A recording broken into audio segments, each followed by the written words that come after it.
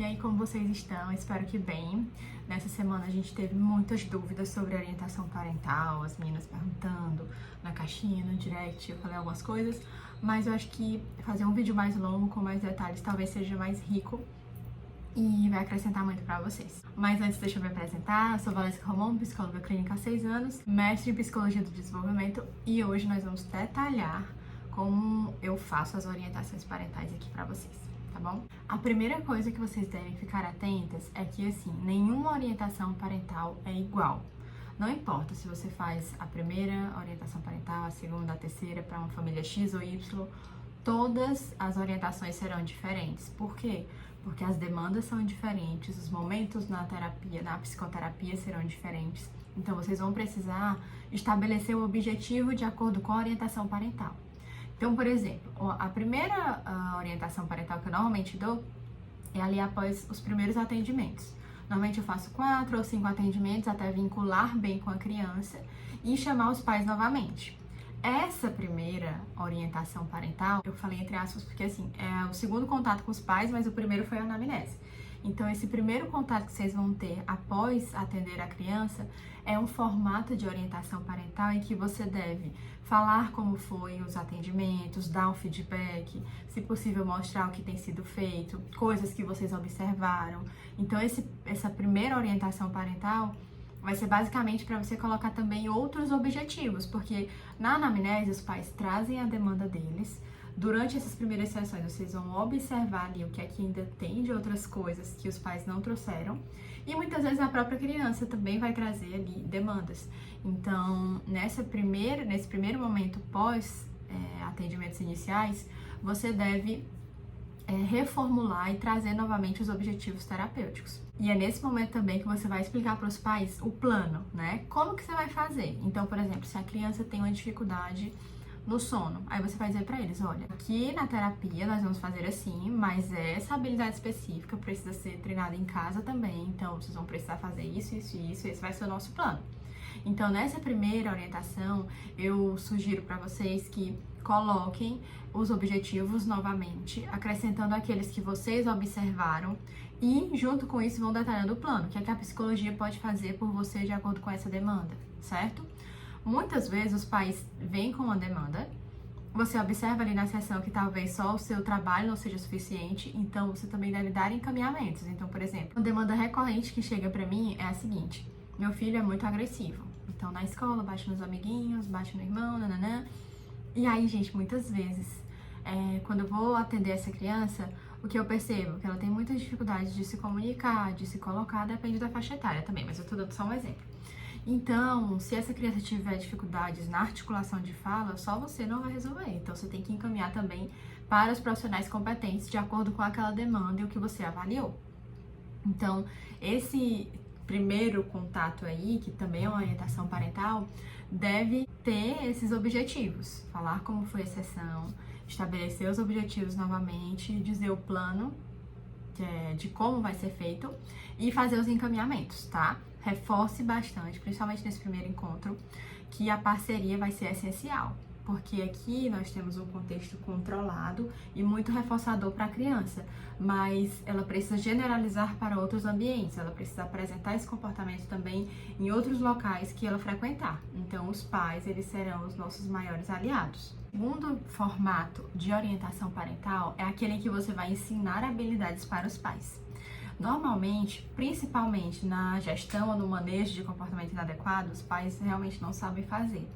Então, para esse modelo específico de orientação parental, normalmente eu preparo um slide e aí eu explico para eles, peço para eles preencherem tipo uma fichinha, analisando o dia que aconteceu, quem estava presente, o que a criança fez depois, qual foi o comportamento dos pais, porque aí eu vou coletar informações sobre essa demanda e aí no momento de orientação parental, eu vou ensiná-los e aí eu faço um slidezinho mesmo e vou colocando passo número 1, passo número 2 e eu envio esse PDF para os pais depois que o atendimento acontece. Então, é um segundo formato de orientação parental, é esse em que você vai ensinar novas habilidades, seja sobre o sono, seja sobre rotina, sobre manejo de comportamento inadequado, enfim. as diversas possibilidades que a clínica infantil traz, né? Então esse é um ponto, assim, é bem diverso. E aí esse tipo de orientação parental é muito relevante porque é como se fosse uma extensão, é uma extensão da sua intervenção. Se os pais trazem a demanda de comportamento inadequado e você não ensina para eles como eles precisam agir, o que eles precisam fazer, então não vai funcionar. A criança talvez se comporte bem com você na sua sessão, mas fora dela não. E isso é igual a nada, né, gente? Venhamos e convenhamos, a criança tá bem aqui e lá fora não. Então, essa situação deve ser generalizada, esse comportamento deve ser generalizado para todos os ambientes que a criança frequentar, porque ela precisa sempre ter cada vez mais qualidade de vida. Esse é o seu objetivo. Então, esse segundo momento eu costumo fazer, esse segundo tipo, na verdade, eu costumo fazer um slide e aí vou pontuando ali, normalmente tentando dar o máximo de exemplos, assim, possíveis. E aí, normalmente, antes dessa orientação, eu entrego uma ficha, que é essa que eu falei pra vocês, justamente para coletar o máximo de informações e já trazer exemplos de acordo com as situações que os pais relataram. Para não ficar aquela coisa, às vezes acontece, sabe? Dos pais ficarem mandando no WhatsApp várias informações e aí fica um negócio meio bagunçado, perdido, e nem é legal ficar trocando informações assim pelo WhatsApp. Então eu entrego essa ficha, aí eles anotam lá o dia, o que aconteceu, mais ou menos o horário, quem estava presente, o que a criança fez antes ou depois, qual foi a consequência, como os pais se sentiram. Então eles preenchem, eu trago isso, coloco tudo no slide e eu vou explicando nessa situação o que a criança gostaria que tivesse acontecido, né? Então se ela queria comer um chocolate depois do almoço. E aí vocês disseram que não, ela chorou, enfim, se jogou no chão, fez isso. O que aconteceu depois? O pai foi lá e deu, então o pai reforçou esse comportamento.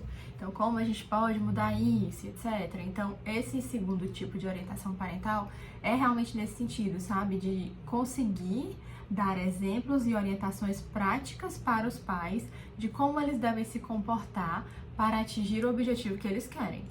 Lembrando que é muito importante sempre vocês considerarem os valores dos pais, o que eles acreditam, o que eles pregam, né, para a família deles, enfim. Por quê? Há várias técnicas na psicologia. Nós temos técnicas de fichas de recompensas, etc. Alguns pais não gostam de, por exemplo, trabalhar com economia de fichas. Tipo, a criança ir pontuando e ganhando recompensas, né? Alguns pais não gostam.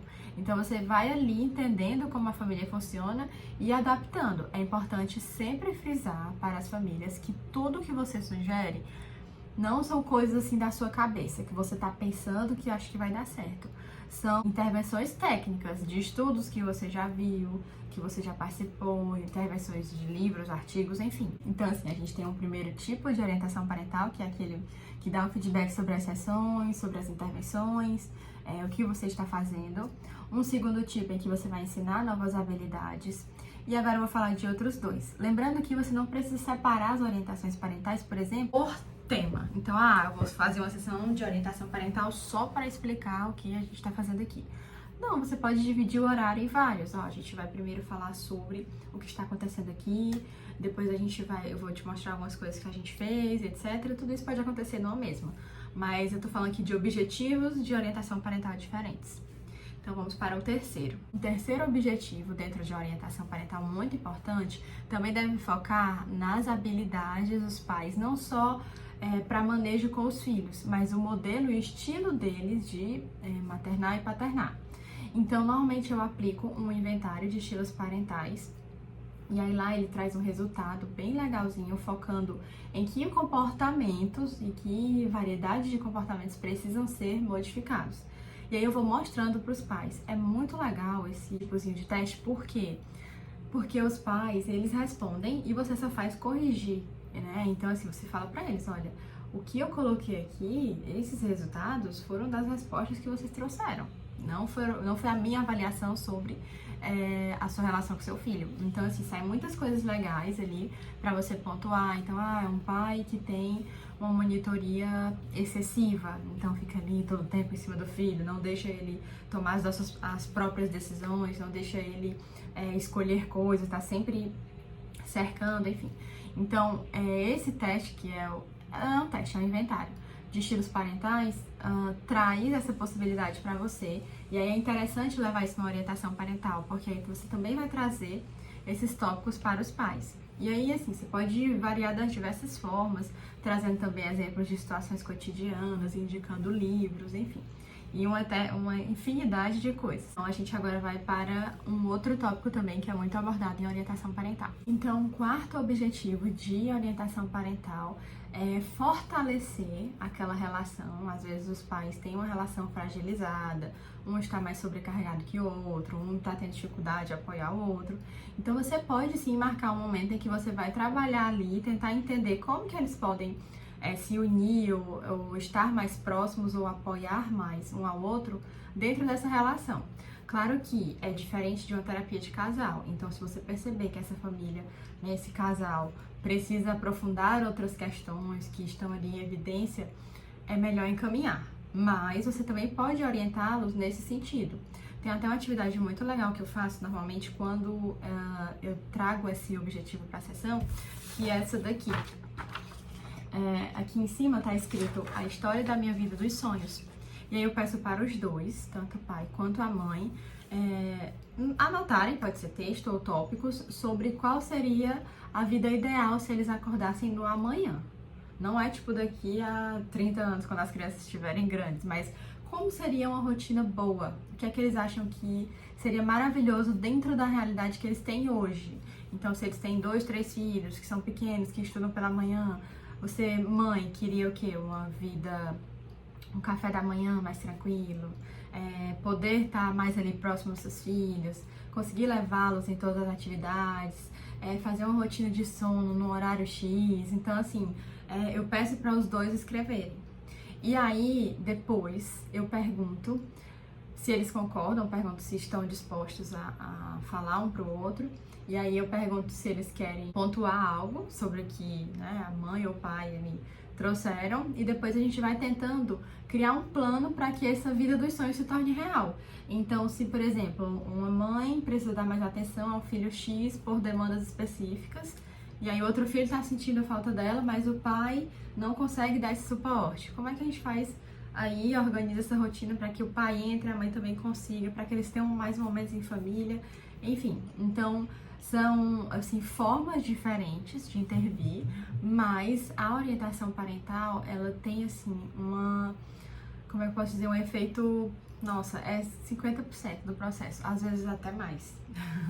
Então, você precisa periodicamente chamar as famílias e trazê-las para que você consiga trabalhar alguma dessas questões que eu falei, né? Seja melhorar esse relacionamento familiar, seja o ensino de novas habilidades de manejo para os pais, seja essa questão de observar os comportamentos deles, verificar estilos parentais e renovar práticas, mas também sempre ir colocando o que está sendo feito, o que você tem trabalhado, estabelecer novos objetivos, conversar, para que isso esteja alinhado. Eu sempre prezo por essa transparência, de já no primeiro atendimento ali, na primeira orientação, pós sessões, já dizer, família, essa é a demanda, é isso que eu posso fazer, mas isso aqui só vai funcionar se você chegar junto e fizer isso aqui também.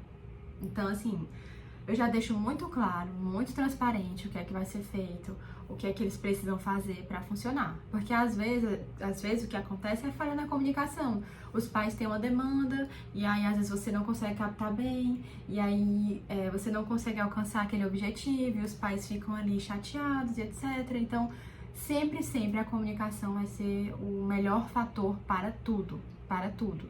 Então, se os pais estão com muitas dúvidas, se, por exemplo, os pais não concordam com alguma orientação que você deu, porque pode acontecer, então você vai explicar para eles sempre, olha, sou psicóloga, o que eu trago aqui é sempre baseado em estudos, em intervenções, em pesquisas, mas se vocês não concordam, a gente pode tentar ver uma outra forma, mas o que seria ideal é isso.